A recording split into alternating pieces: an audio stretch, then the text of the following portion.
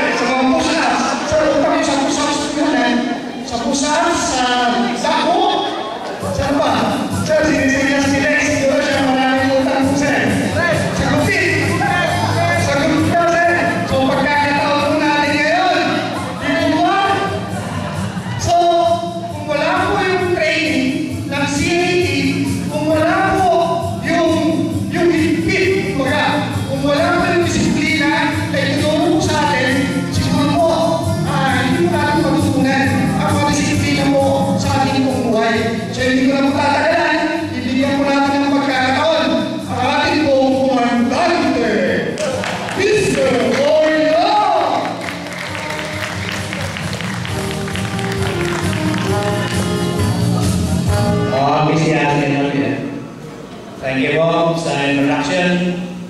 Of course, una-una po, ako'y nagpapasalamat sa inyo sa pag-imbita nyo sa akin kahit wala ko nung pupunta sa bahay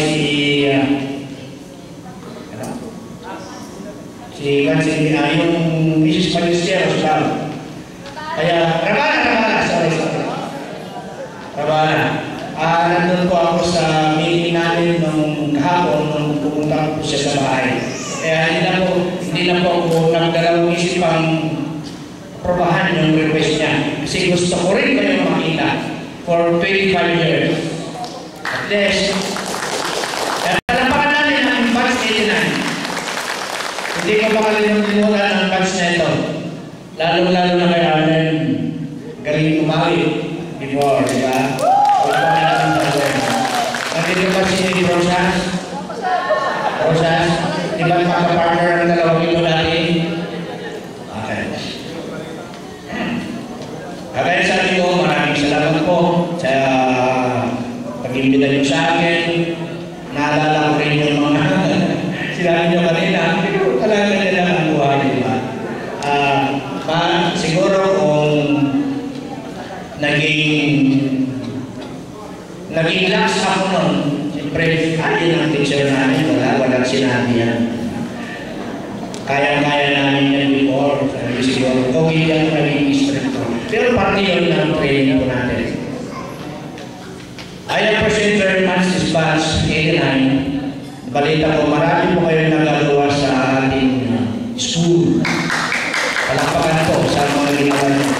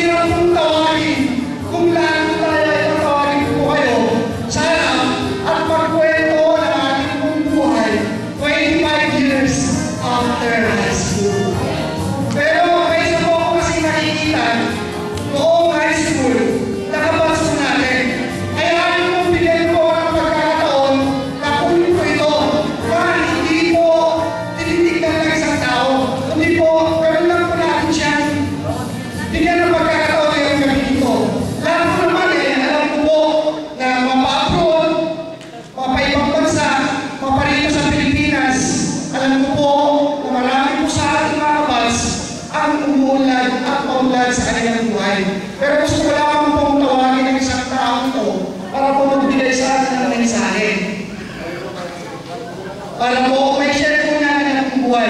Sino po ang nakaalala sa past natin pagpunta po kayo sa palengke ay yung hihila ng bandera ng isda?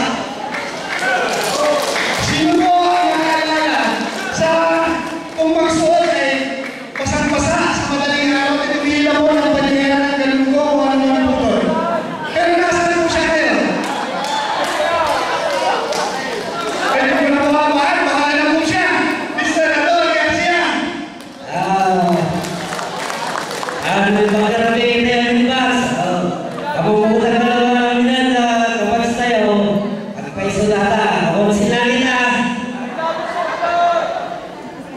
Siya ka po,